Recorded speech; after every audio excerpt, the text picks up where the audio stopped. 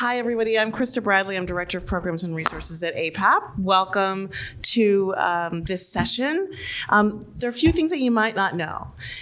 Obviously, today is MLK Day, which is, such a celebration of Dr. King's life and service service to community.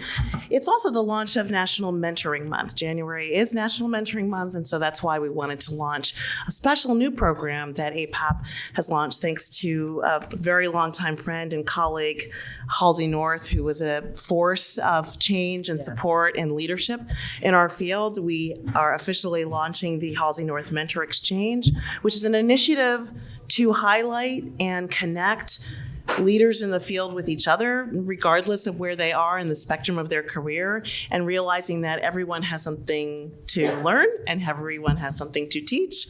And so we want to be able to provide forums for that kind of exchange to happen. And this is one example of this launch. So the Halsey North Mentoring Exchange program will include a couple of different components. One will include a series of small group conversations with leaders from the field, both leaders who have veteran status, those who are mid-career, and those who are early in their career, because we're all leaders and we're all trying to learn and gather information from across the spectrum. The other is that we will be having Mentorship Mondays online starting in probably March, where we'll identify a number of people from the field who can just be online and be available to chat with folks who want to come and gather and ask just pointed questions around particular topics. That was actually inspired by Colleen Jennings-Roggensack, who played such a role in one of our online APAP NYC conferences. And she was very popular and many people wanted to chat with her. So we wanted to find a way to recreate that and to give people the ease and access to people that maybe you would never have a chance to chat with.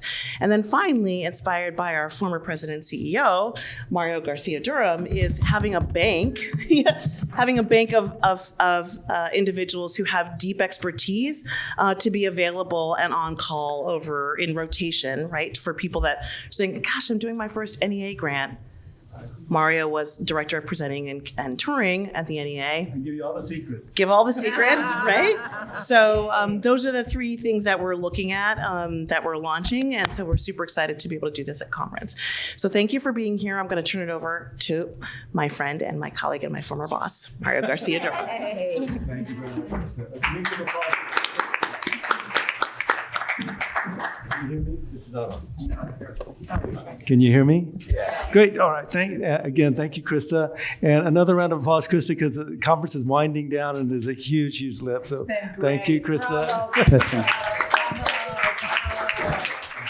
Great. Thank you. And I'd also like, I don't want to embarrass you, Alice, but Alice, if you could please stand up. Alice North and Halsey are the founders of this initiative.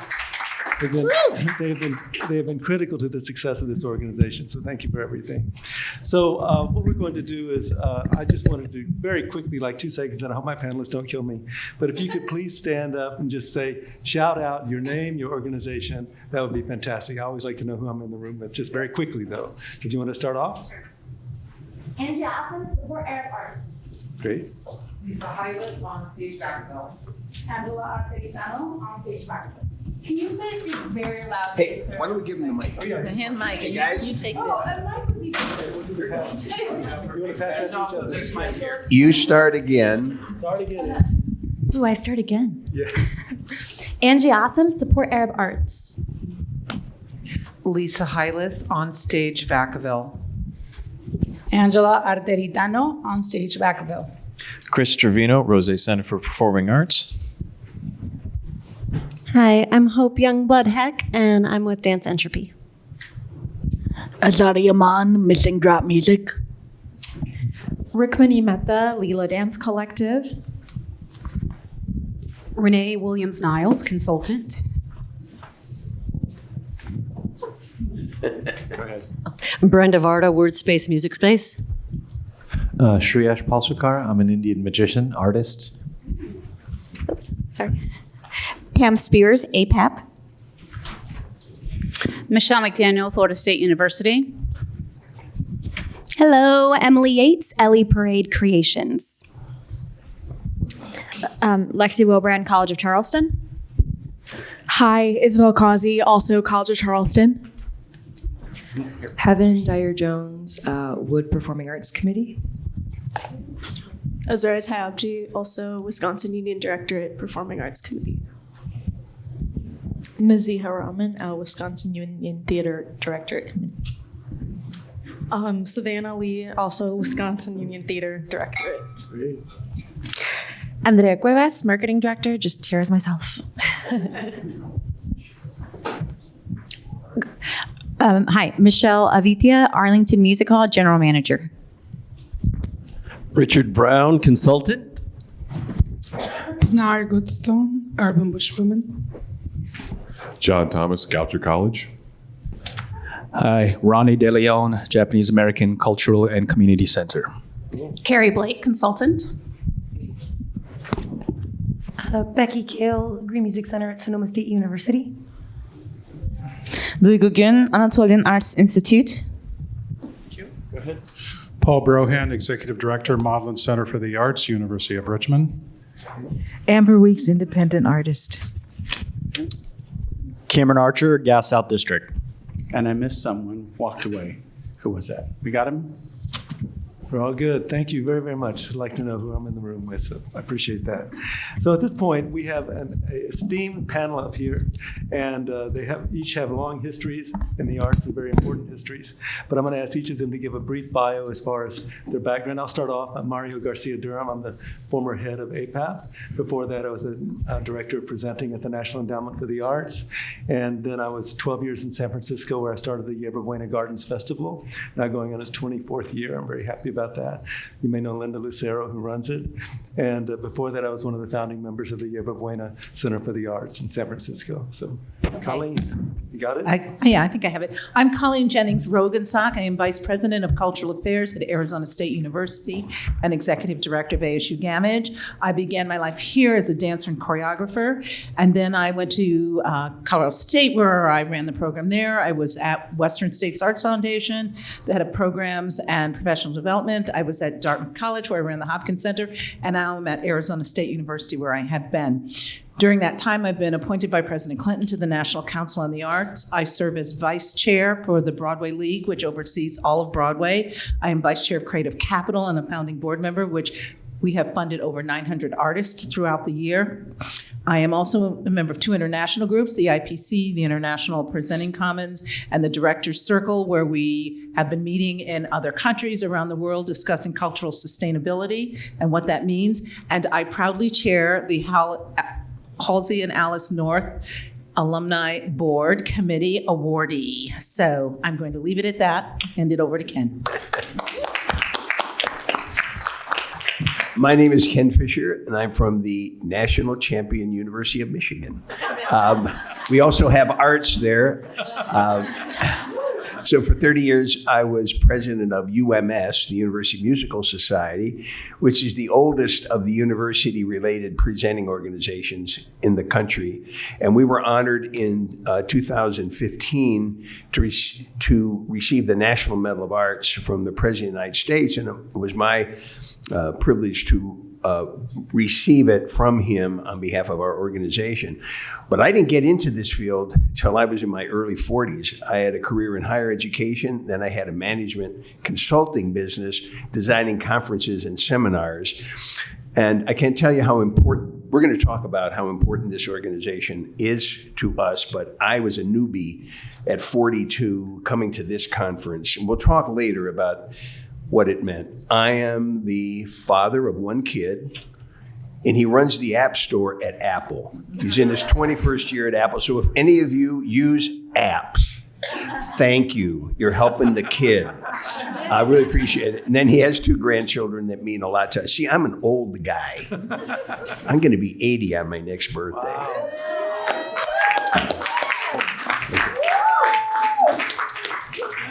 Thank you very much. Did anybody record? Yes, they did. I'm going to send it home to my wife. So great to see you. We got a lot we want to share, and of course, we want to be hearing from you. Thank you. Hey, everybody. My name's Stephanie McKee-Anderson. I am born in Picayune, Mississippi. My work happens in New Orleans. I'm executive artistic director of an organization called Junebug Productions, which will be 45 years old next year. I'm a second generation of leadership for that organization, and second generation of partnership with another organization called Urban Bushwomen. I mention that because my trajectory started, my first language is actually dance. So I started as a dancer and a choreographer. I'm a very accidental leader when it comes to the arts. I was not looking for this. It's something that just kind of found me. And I'm still trying to find myself on the inside of that. So this is a perfect conversation about how you grow into leadership. I'm a dog mom. Miss Suge Avery Anderson just turned 4 years old today. So really looking forward to this conversation with you all. Great, thank you. I can't emphasize enough how important this topic is, especially now. You know how certain topics just really bubble up at certain times. And the fact about mentoring, it's so critical and so critical. I think none of us would be sitting up here if we did not have our own mentors that I'm forever indebted to. But also mentoring to me is about sharing, about giving. And that's one of the best parts of this field that I like. So I just wanted to say I really welcome you for taking this time to join us here in the afternoon on the late end of the conference. And the way it's going to work is that I'm going to give prompt questions to our panelists here. I'm going to do a number of those to get a conversation started. And then on the second half, we're going to ask any of you that have any specific questions to go to the microphone there and then kind of ask us there. So and the session lasts about an hour. So I'm going to go ahead and begin. And Stephanie, I'm going to start off with you. What's some advice that you would give someone just now starting in the field? There isn't a rule book for what it is that you're doing. You're constantly finding yourself and finding the things that work. You're testing. There's a testing of ideas. I say testing of ideas, but testing could be really funny. There's a testing of ideas based on some information like your gut, right? You try some things out and some things will work and some things may not work. I think one of the things that I want you to be aware of as a leader is what you need as a leader and how you're growing as a leader. We don't often take time to reflect on that, how we're moving and how we're growing on the inside of leadership and what we've learned as a part of that. It's never too late to try something else. And actually the big dreams are the best dreams to actually move from. So I start with blue sky. What is the best case scenario for doing this? And you still keep the feeling of blue sky, even though you have to now apply real tangible items to make the blue sky vision a reality. But start with blue sky. Always start there, because that is going to be sort of your litmus test. Yes. Great, thank you. Ken, I'm going to ask you, because I always believe in planning for the future. What advice would you offer for those as they look towards their full future in the arts? Part 3, for example. I'm in part 3, which is I'm retired and kind of in a different mode now. But I really believe in planning for those. So Ken, what advice would you give people as they move ahead in their career as far as planning? Well, this is about mentorship, and I just think it's absolutely critical to always have mentors, no matter what stage in your career you are. I was very lucky to have a mentor because I hadn't really worked in this field, but there was a gentleman in Washington, D.C. named Patrick Hayes, and Patrick Hayes was instrumental in desegregating the theaters of Washington, D.C. And when he formed a nonprofit group in 1966 called Washington Performing Arts, he had the opportunity to identify a chair for that organization. And that chair was Todd Duncan, the first Porgy and Porgy and Bess, and a professor of voice at Howard University. And he was also, Patrick Hayes, the first to present Marian Anderson in Constitution Hall. And just a little piece of history there. When she was denied the opportunity to perform this black contralto, internationally famous, but in our own country, denied the opportunity to sing at Constitution Hall, the home of the Daughters of the American Revolution, It was Mrs. Roosevelt who said, well, I'm going to resign from the DAR. And she and the president then said, if they won't have you at Constitution Hall, we'd like to present you on the steps of the Lincoln Memorial. And so on Easter Sunday, 1939, Marian Anderson performed before 75,000 people in what I consider the most important performing arts presentation of the 20th century.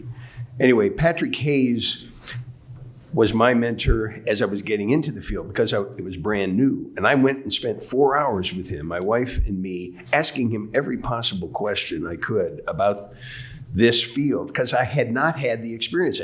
I did a couple of dilettante concerts at the Kennedy Center, but I had not had a staff. Nobody more than one person had ever worked in my office, so I had a lot of questions for him. And he became a fabulous mentor for me and for so many others in our field. But then as things progressed, I wanted other mentors. And I'll just tell you what I did in my first conference here. When I would see somebody sitting alone, I would just go on over and introduce myself. And before long, I would say, who do you consider the 10 best presenters in the United States? Well, we're a generous field. We're not really competing with one another. And not one person said, I'm not going to answer that. They sat down and thoughtfully gave me who they felt, in their view, were the best presenters. And I asked for 10. After 60 people over 4 conferences in the fall of 1987, I got 16 or 17 people that were identified as outstanding presenters. This will be my faculty. She's one of them. Colleen Jennings-Roggensack became one of my mentors.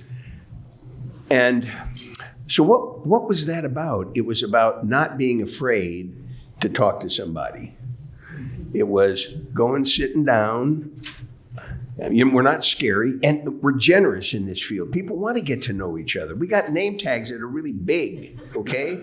So you can look from some distance. Hello, Gladys. I don't mean to interrupt, but how'd you know my name? It's me right there.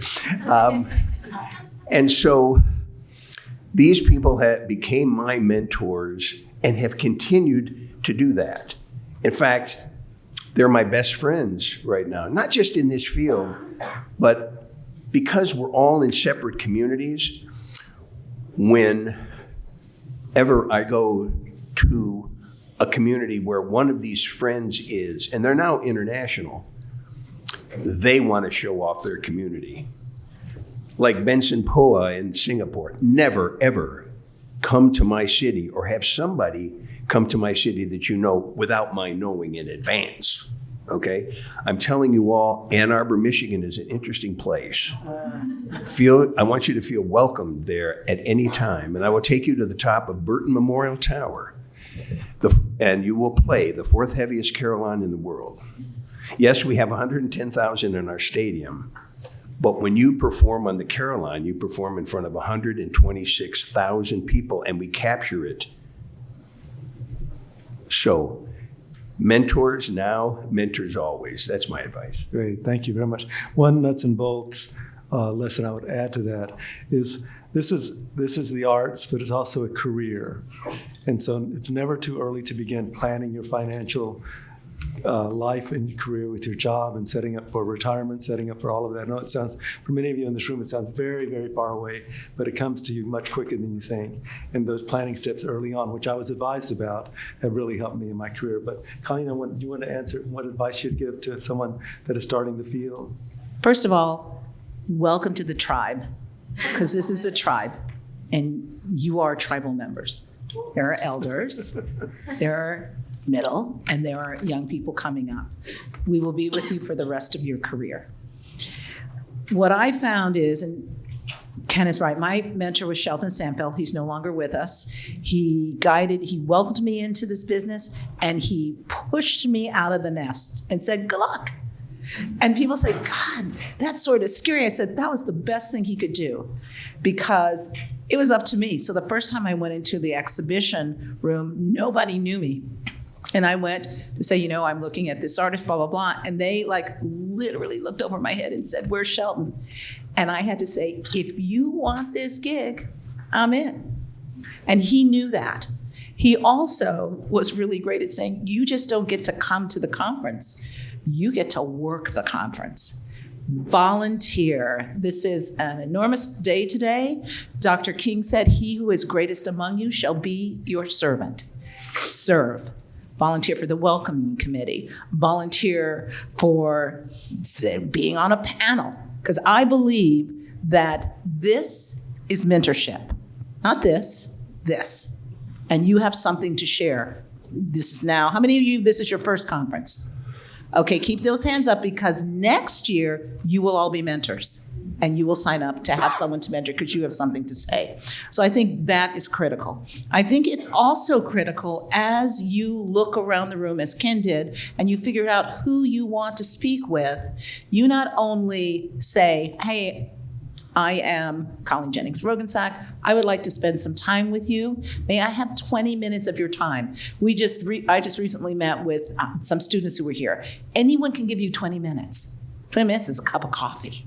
So understand that. Also, that you have prepared what you want. These are my 3 questions. What do you want? What do I want? And what do we want together? So you know out of every single conversation, I know everything you want. Please tell me your name again. Heaven. I know everything Heaven wants. She knows everything I want. And then collectively, we figure out what we want together, because it's never a one-way street. Also, as we're having that 20-minute conversation, the last question you ask is, who else do you think I should speak with?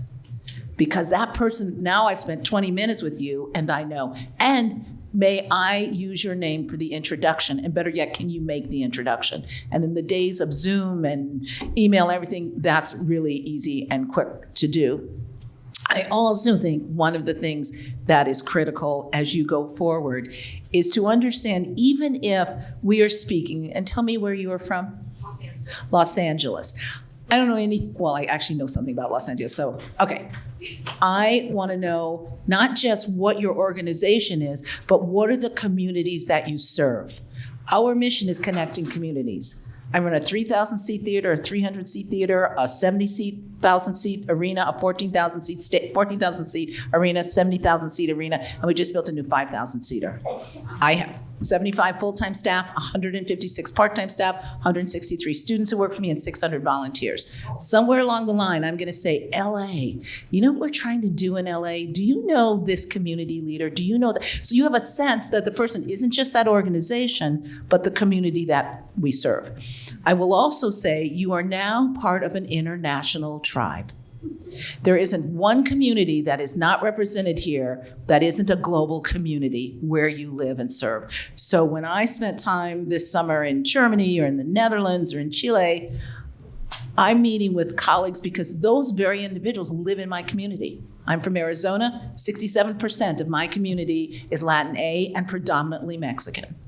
So I spent a lot of time with Mexican artists. I spent a lot of time in Central America and South America. So we are global workers. So this notion that we are only North America or only this part of 48 states or 52 altogether. Is it like 52 altogether? Somebody help me out. It takes a village. Okay, all right, whatever. It's pretty close. But that we are always looking at a global perspective to know and understand that. The other thing is, what I love about this field is those of us who are presenting, there are those of us who are producing, there are those of us who are working with artists and managing them. It's all the same. I will sit down and I will go in the exhibition area. I may have my whole season set, but there's someone I want to talk to and they're going to tell me about an artist I don't know anything about. I always feel like I'm learning. This is cradle to grave, and that's what makes this very exciting. So I could talk forever, and so I have to stop, but I think that's really critically important. Thank you, Colleen. Can I just add something? Absolutely, please.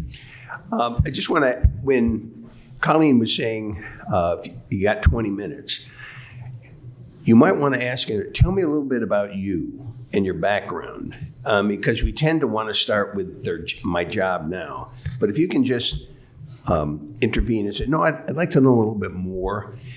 You'd be amazed at the connections that will come out when someone says where they're from. You might ask about where they went to school. The sort of connections are what the magic of this place is. The other thing is, as you are going to be traveling, you now have everybody's address, okay, in your attendee list. It's always okay to be in touch with somebody from that town and say, hey, what's going on? We met or we didn't meet at the conference, but I see that you live there and I'm going to be coming to town. What should I know? Is there somebody that I should meet? And that sort of thing. You have resources from this conference. Then there's Facebook and there's Twitter and there's all sorts of other ways that you can be connecting with people. So, but I think that if part of that 20 minutes can be where you're finding out more than just what they're doing right now.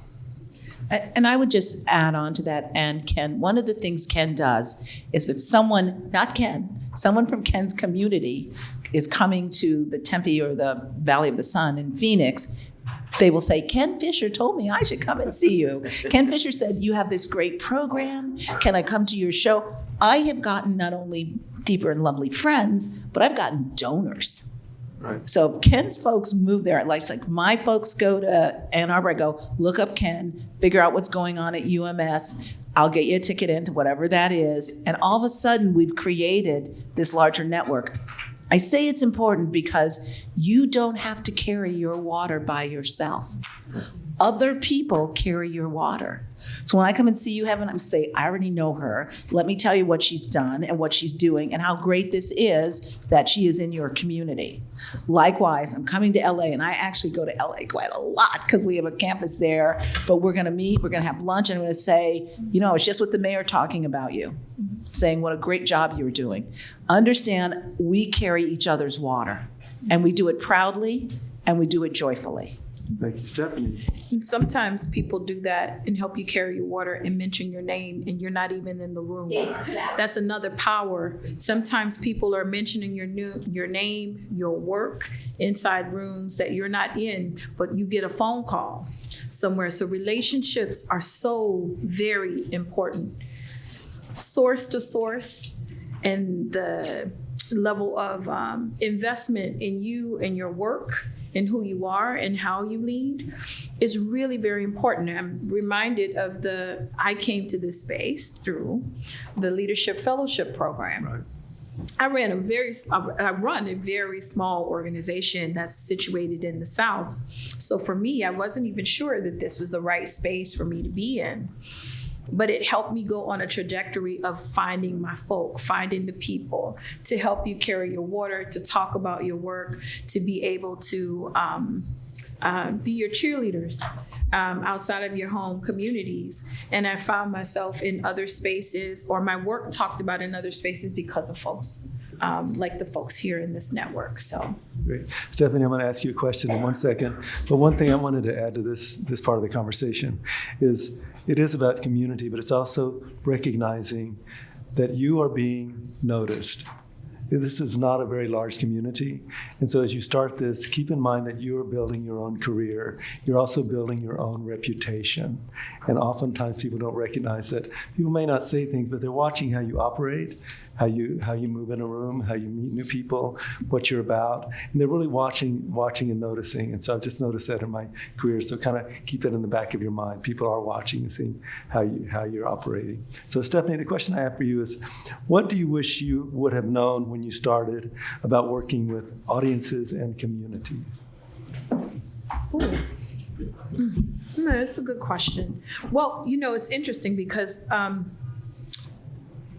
the trajectory that I came through Urban Bushwomen, it's something about my artistic work helped inform my administrative work. And because I had that artist lens, it helped me understand how to approach the work differently. Kind of, Anna said it best the other day, see the iceberg before it comes. I have that already in my head. So that's been a huge, I think, benefit of being an artist, the accidental administrator. Having the artist sensibility and coming into that helps me to understand simple things like if it's dance, perhaps, and there's a particular venue that they're looking, I can already see ahead that the surface and what they're gonna need for dance is actually more, because that's not a proper floor for them to be in. Or thinking about other spaces. I think one of the other things that I didn't know was around doing mapping my cultural capital. And what I mean by that is to map out the things that you actually do have available to you. Like when you're in the South, resources are small, they're different from in other places, right? And so to map out the things that you do have, so not starting from a place of deficit, but actually looking at a place that I actually look at all of these things that we actually do have available to us. And because of that, thinking of mapping of cultural capital before even doing the work, I'm already like 3 or 4 steps ahead when it comes to like engagement. I also think of engagement, this is based off of the performative work. I tend to think of the work as what does it mean to create as an ensemble, right? And my ensemble is larger than just the people that work inside Junebug. It's me, it's the folks that work there, it's the volunteers, it's community, and how are we all in relationship with each other as we're creating this thing that we're all going to be a part of. Excellent, thank you. Colleen or Ken, did you want to add to that, working with audiences and communities? Any advice? Well, I think one of the things that's very critical, and our mission is connecting communities, and that means internal to the institution, but also external to the institution, and that not everything you do takes place on your ground. So a lot of things we do take place away from the theaters. We brought over an entire group from north of Darwin, and we met with the Pima Maricopa people in the Pima Maricopa Indian community and did all of our work there. We did all of our performances there, all of our discussions there, so that, again, the playing field doesn't look like this, it looks like this. And I value what you said about mapping your cultural assets, because you may come to the table with a huge organization, but you don't have the cultural acumen to work inside that community, and you have to get it. So I think that's important. I think it's also important to be as transparent as possible, to say, understand that this is who we are. This is how much money I have for the project. No matter how big it is, this is it. This is all there is to it. And these are the resources that I can bring to the table, so that everyone is clear about that. And everyone then says, okay, these are my resources. This is my resources. Let us go forward. Equity is an interesting thing. It isn't just looking at resources, but it's attitude. And if your attitude is, we are equitable leaders in the project we're going to put forward, your community will come to you and you will go to them, which I think is critically important. It's also really important to say, I don't know. I don't know. And when I first came to our very predominantly Latinx community, I said, I don't have a lot of background information, so you're gonna have to teach me. And I may make mistakes. Here's the other thing. Make mistakes, but make big ones. Because you make little mistakes, you will make those mistakes again. You make a big mistake, you will never, ever make that mistake again. And I have made some big mistakes, which I never had to make again. So I'm gonna make different ones. But I think it's important to know that, and that you're gonna do that. Not everything you do will be seamless and or perfect, but it's very important. It's also important as you look at your team, we look at whether it's our docent program or whatever, it's reflective of our community. So if someone walks into my theater, they see themselves. You can now walk into a space and not see yourself and feel like you belong there. So that is absolutely critical. It's also critical behind the stage, behind the curtain, when you're welcoming companies in. I will tell you that's where I've had the toughest time, to make my tech crew and lighting crew and audio people look like my community. I've had to work really, really hard, and I've yet to succeed. So. Thank you. I was going to ask you all, I think, what is a very important question, and this is concerning. What have you learned while managing that thing we all dread, a crisis at your organization? Can you share anything from that about that? Big mistakes and crises. I know you've all had them, so. But I will just give you a couple of situations. One, we had a show that was going on. The curtain came down for intermission. The 3,000 seaters of Frank Lloyd Wright building. Neither the balcony nor the grand tier are adhered to the back wall. A man stood up on the balcony, stood on his seat, and thought he was stepping over into a space where there was a staircase, fell 3 levels and landed on 4 patrons. Now, I happen to have not been in the theater, but I was up the street. My husband and I had finished working out at the gym, and we were having, a little coffee and things with friends, and the phone rings. I was like, oh my God, I dropped everything, ran to the car, got there. When I got there, my team had already had the situation. I arrived at the same time the ambulances did. The ambulance, they were there. They understood where the patients were. They'd gone backstage, told company manager, let's hold show, let's hold curtain. Had dealt with my communications person, was like right behind me, ready to deal with the press. Because when stuff like that happens, everybody's got their phone and they're already doing that. So everything was while I got there going, they were like, we got this. Okay, so my job was to reiterate with company manager. My job was, here's a critical thing, get yourself a great communications officer. My job was not to do the TV, radio work. My job never is to do that unless we're talking about something good. And I learned this from my communications director. She goes, that's my job. My job is to say it's this, and this is how it's being handled, and we're moving on. And by the time I'd also gotten there, I have a senior team of 9 senior directors, that there's a phone tree. Everybody gets called. Everybody gets alerted, whether you're there or you're out of the state somewhere else, so that everyone is on the same page. Not only get great teams, train great teams, but give them the authority as well as the responsibility. So nobody was saying, let's wait till Colleen gets here and let's figure out what to do. They're like, oh, we're glad you showed up, because this is what's already being done. Ken, any example? Okay, so it's 1997, and we've engaged a Italian soprano named Cecilia Bartoli. It would be the highest grossing regular season concert in our history, and would be on a Saturday night. On Wednesday night, I got a call from her manager, who said, there's been a terrible draft in the rehearsal area, and she may not, be able to perform.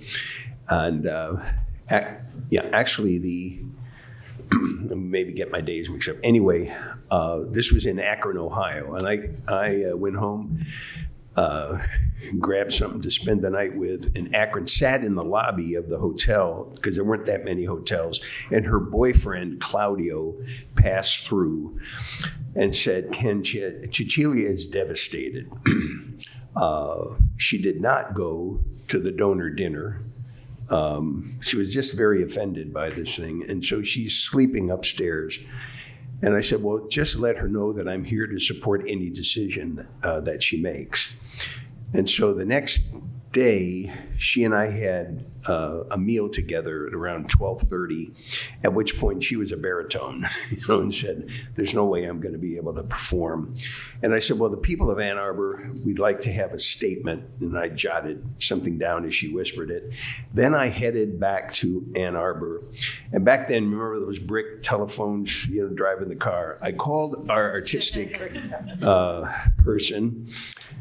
And what's interesting about Ann Arbor is many other cities in the world, if Cecilia Bartoli had canceled, they just say, we're canceling the concert. Our tendency is opportunity. Where there's crisis, there's opportunity. That's the key. And so we got to thinking, I thought Denise Graves, who was Cecilia-esque, sexy, had just done Carmen at the Met and was available. And I mentioned this idea to our artistic guy, Michael Konjoka, and he said, that's a good idea. I've got another idea. What about Ava Podlesh? Ava Podlesh. I said, who's she? I've never heard of her. And if I haven't heard of her, has the rest of the audience heard of her? Ken, she deserves it. She's been stuck in Central Europe for a long time, and her career has kind of faded over the last 2 decades. She deserves it. She got a 4.5 octave range. And he convinced me that that's what we should do, is give somebody an opportunity. And so we also got on the phone with our marketing person, but this was after I called Doug Wheeler, the person who had succeeded Patrick Hayes, for advice. And he said, call every single ticket purchaser. Call every single ticket purchaser. They'll appreciate your having done that. So on the way home, this was on Thursday, the marketing person would have, this was when you had computer sheets, cut them all up into 20 different sections. And from 9 o'clock in the morning on Friday till noon on Saturday, we sought to reach every single ticket purchaser. We did not offer a refund for anybody. They had to bring that up. We did say, if you'd like to make a donation, you can do that. We ended up with 3,600 people in a 4,200 seat hall. And when I stepped out on the stage to introduce Ava Podlesh, everybody in the audience knew that they were in for something special. Yes, disappointment for Cecilia. They gave her a standing ovation on her way in. Now, I happen to mention that I read what Cecilia said, and these are her exact words. A draft in the hall in Ohio was relentless. Now, I say that because we have a little competition, Michigan and Ohio, and I got a big laugh. Anyway, the outcome of that was we actually netted more money with a cancellation. Okay, netted more money because of the fee differential, and we did offer some refunds. But I called everybody that was flying in, and they so appreciated it. They just said, "Keep the money," or "Thank you, we're going to come anyway." So an outcome of this was Cecilia felt so badly about it. She said, "May I open your season for the next year?" So the key here was listening to your artistic staff, getting everybody working together as a team to call every single ticket purchaser. And where did we get that idea? From another colleague, because I wouldn't have thought of that, but we called Doug Wheeler, call everybody. And that effort did so much to build trust and confidence from our audience. And that's just one more step to their being open to hearing somebody they never heard before. And I'll mention it now that we had, for 30 years, I had a colleague, Michael Konjoka, who started out in his early 20s with me and then retired last year. And in his farewell concert, we had a little stage opportunity. I had a minute and a half, but I ended it by saying, Michael Konjoka, his legacy with us is when he came here, our audience would say, "I've never heard of that artist. I'm not going." 30 years later, "I never heard of that artist. I can't miss it."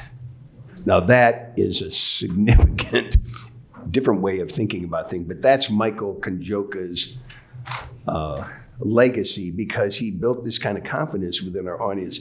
We just can't miss this artist. We've never heard of him. We don't know, but we're going to go. Thank you. That's great. Stephanie, do you have an example? So there is never not a crisis in the work that I do. There's never not a crisis. It's just, honestly, it's just figuring out two things. There's a pocket of known knowns and a pocket of known unknowns. And the known unknowns, we know that it's going to happen. We don't know when, but we know there'll be something that happens that at some point, somebody will have a question that you will not have an answer to. But the circle of people that you have that are doing that work, we know that we can figure that out, and we can do that quickly because you're not doing the work by yourself. You're doing it with a group of people, right? So we know we can figure that out. Knowing and accepting that there'll be something that we don't know when, but it'll be like somebody fainted, or somebody didn't show up for this thing, or this broke in this place, somebody fell off of something. Those things are going to happen. You need to notice who you are and how you show up as a leader, How are you inside of those things? Like I have people come back and they'll be like, you look like you have ice water that runs through your veins. Like you are so chill with it. Inside I'm screaming always. But this part seems calm because it calls for somebody to be calm in that instance. So that helps. I'm noticing how I show up for the thing. The known knowns, the known unknowns, and that you will figure it out. If you mess up, I go by my Southern upbringing. When you mess up, you own it, and you do it quickly, though. You do it quickly. You don't sit with that information. When it's something that happens, you speak to it, and you do it immediately because you're building trust. That's the way that the people, they come back. When that happens, you might have messed up, we might have had a moment, but I'm willing to come back because of how I was treated in that moment. No, thank you. And I'll be brief. And one example I had is that about 6 or 7 years ago when I was the head of this organization, APAP, about 3 weeks out from our conference, we completely lost all of our hard drives and all of our backups were destroyed 3 weeks out from the conference. So in echoing what's already been said here, we immediately we didn't keep it a secret because we recognized that we're all a community. And we immediately reached out to our detractor members, our supporter members, all of the big family we have here, and let them know exactly what was going on. And we were working our best to try to take care of it. And I swear, just as I said, it gives me chills now to think about it because everyone was so supportive, so graceful, so wonderful. Even our fiercest detractors, they all kind of came to our aid because we trusted them to trust us.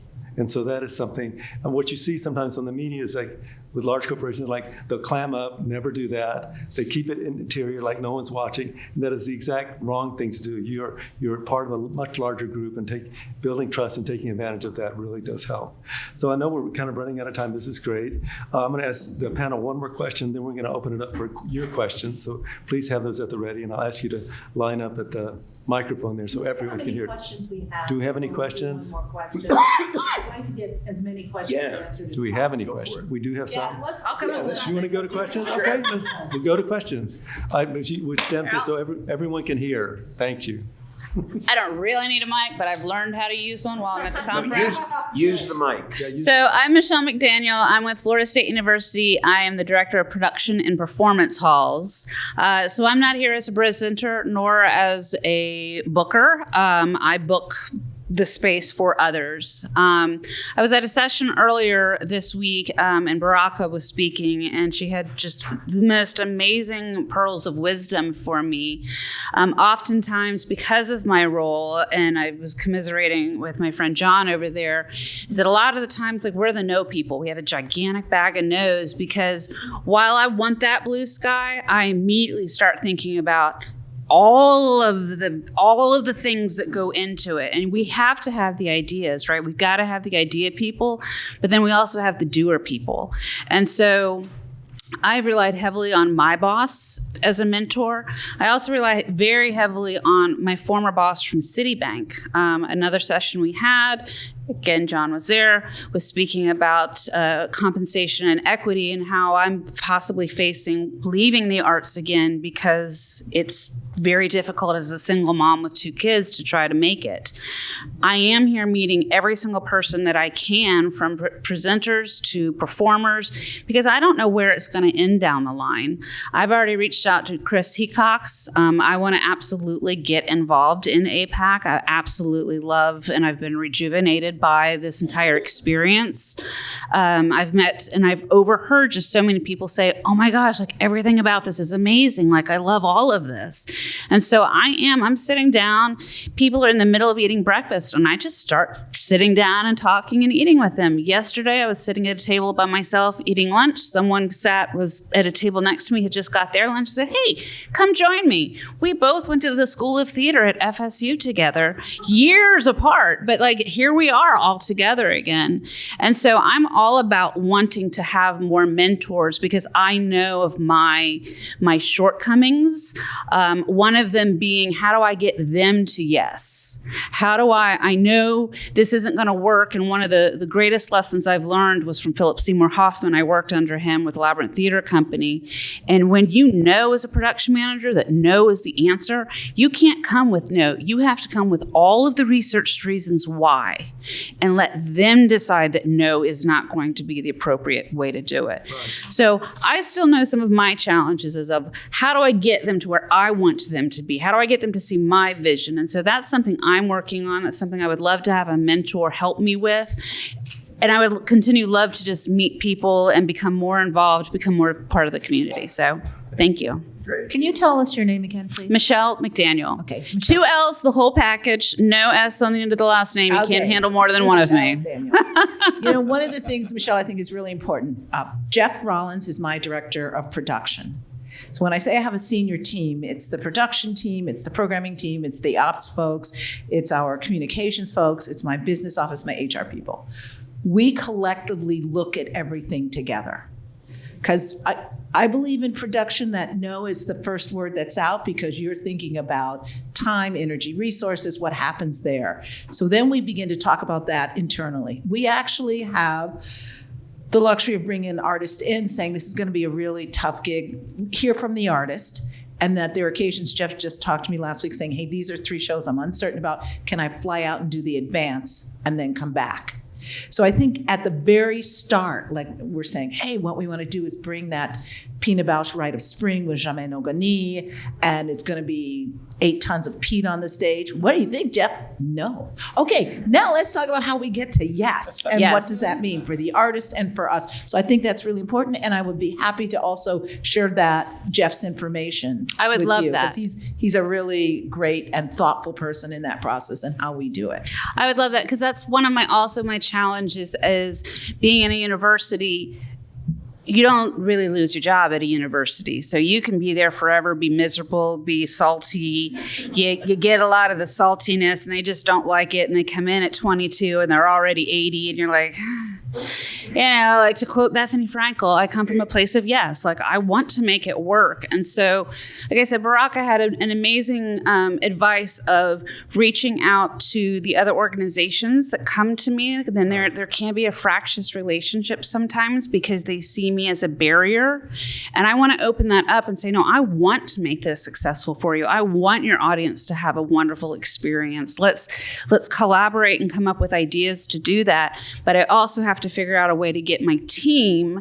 And it's a very fractured team right now, and it's in a really bad place. And I'm working really hard to try to blend it back together, but I'm dependent upon my boss. I want to make one other suggestion for everyone as you're beginning to think about the work that you do is how you have a critical response. Right. Liz Lehrman, who is an amazing choreographer, but also created a critical response theory, and it is a way of how, and I took my entire staff through it, all 75 of them, so that how you get to critical responses, as opposed to just, this is bad, this is terrible. And if you can, she also has a book. You can look at it online, but Liz Lehrman, CRT.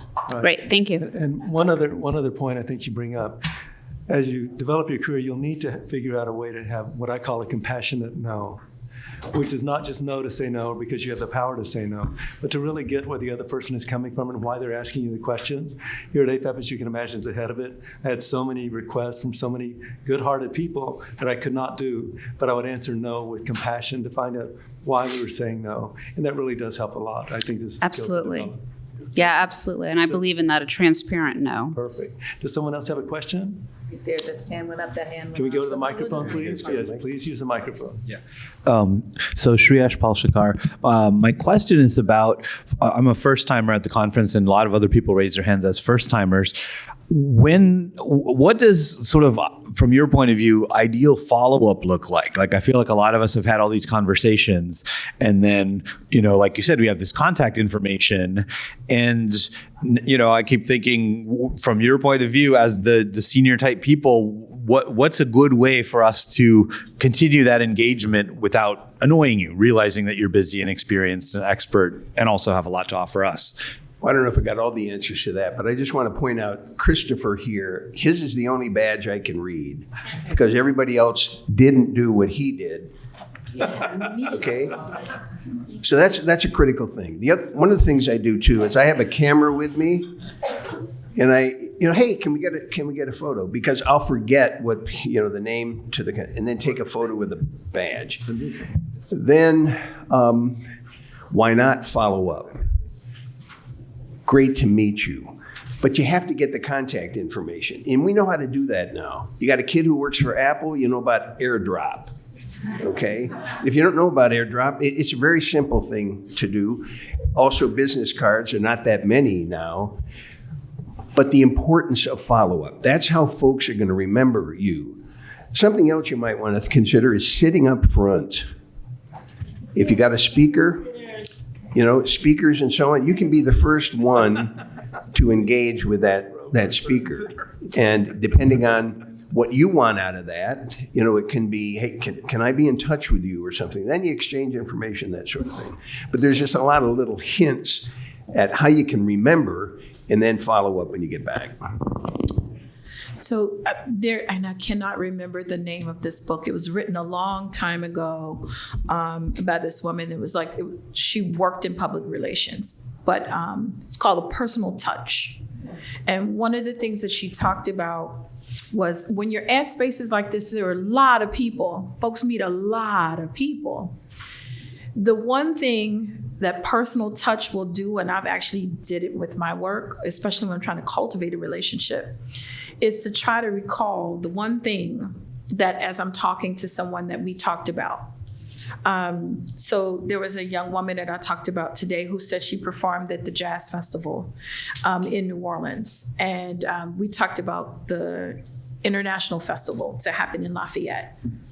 I try to recall. So if she were to call me back, I might not remember her name, but I'll remember that conversation, right? And so she just drops that little bit of a thing. It was great meeting you. Wondered if you had any follow-up for that international festival that we spoke about. Will jog my memory in the conversation that I had. So it's not just about staying in touch. It's also, there's a deep listening that actually needs to happen on both sides. So on my side, listening to the folks that are coming up and taking information in, which may not happen at the first pass, but it will happen a second time, right? And so there's that exchange that happens between us that if you're going to reach out, put a little nugget there to remind me of the thing that we talked about. It's a great practice to get into. And I really push myself to do that as remembering people versus just a connect. You have notes on your phone, and you can, after a conversation, reminders. We have another Just question. someone here can I just tack on another really great thing to do I have found is through this app is to put a note after you've met the person, so it helps you remember who they were, like, oh, this is the person I had lunch with.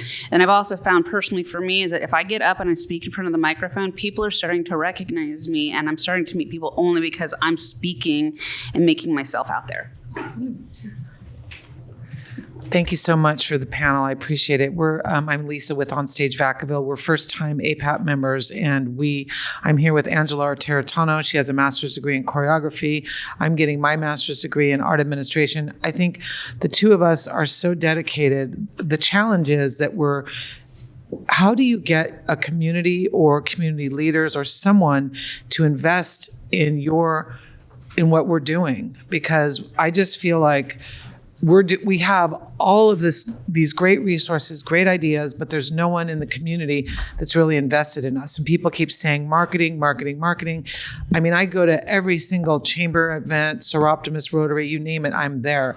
But how do we get someone, because we sat at one of the roundtables with mid and small presenters, and every single venue at the table had subsidies from government or college or something.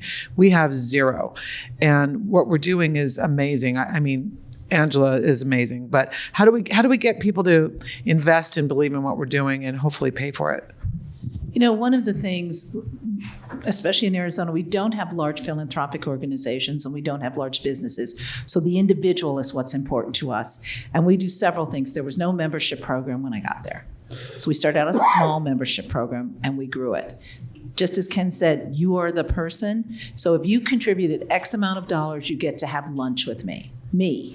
If you contribute X amount of dollars, you get to have dinner with me. If you contribute X amount of, you get to have these kinds of things. And we began putting together what we call mavens, and just people in the community we know who are influential, from churches, from all sorts of things, and invite them in to hear the vision. And, it's kind of like throwing spaghetti on the wall. Some of it will stick and some of it won't. To this day, we now have, and I had none, remember nothing. Now I have a group that's called the Golden Gammage Investors. They give $100,000 a year. But I also have my smaller group, and they give $50 a year.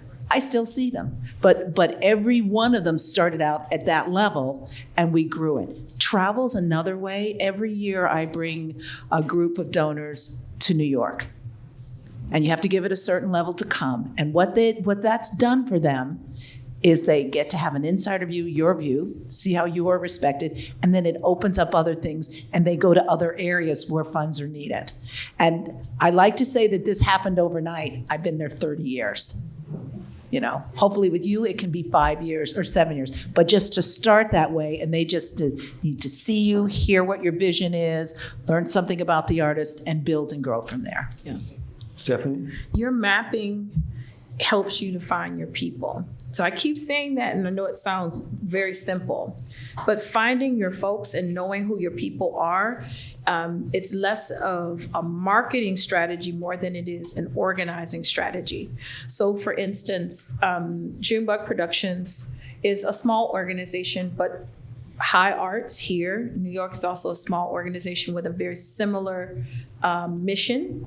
So is 651 Arts, very similar mission. We are all now getting together along with the Charles H. Wright Museum and sitting down and talking about creating a pipeline for the artists that we serve. So now we're in relationship with each other, and we're aware of other artists, and now we're sharing that information with each other. And that's an organizing strategy. That's not about anything other than the relationship that we have managed to build over time, in which we can share that information. And you can do the same with a similar type of work that you do, and finding the other people that do things like that, and to begin to share information with one another, sharing of resources, sharing of strategies. The creation of strategies. These are all things that we have license to do, and we don't often think about organizing strategies on the inside of our work, but we should. It's how we get our work done. And I'm gonna call on Alice in 1 second, but I would also say a very simple thing to think. 1 second, Alice, please. I was going to mention this last comment. Don't give up. Hang in there. And when you're starting your organization, it's so frustrating. It's like, don't you see me? Why don't you see me? Don't you see what great we're doing? It's always so frustrating, but don't give up. Just keep it there. It will be known. But Alice. So one of the best tools is to ask for advice. So if you don't know the color of their eyes, if you haven't met with them, come up with ways that you can ask them for advice and get them involved. And that's how we have turned communities around and got people involved.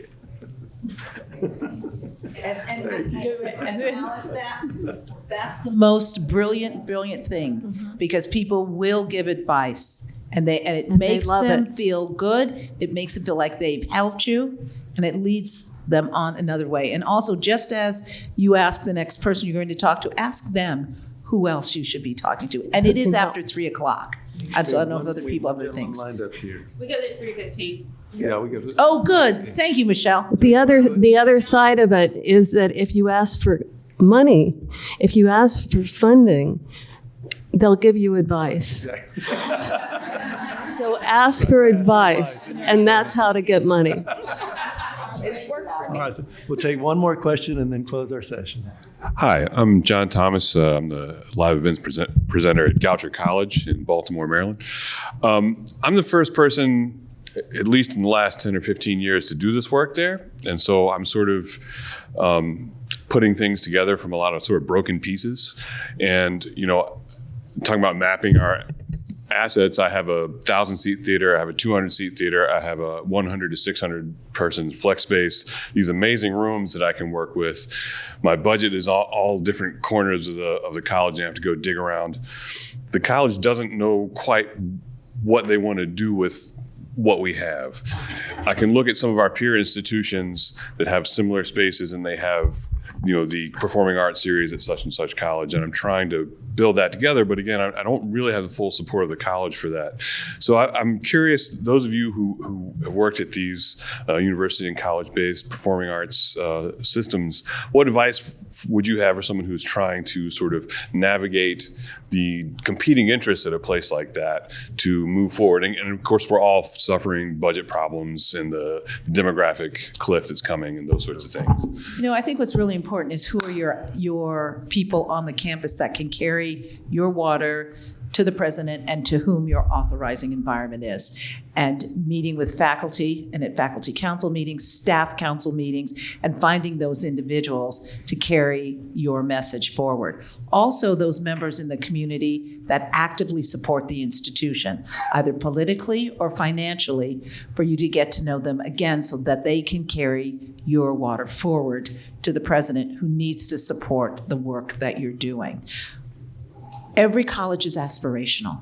Even my 173,000 student university is still aspirational. To find out which universities and colleges are aspirational and what aspirations your president holds with them, find out what they're doing, and also bring that forward to the table. What we heard today at the award ceremony, numbers and story, right. And how these programs help institutions complete their missions, gain more donors, how the mutuality of purpose of what cultural organizations are doing for their institutions make a difference. As my president says, we've never had a losing football. We've always had a losing football season, but we've always had a winning cultural season.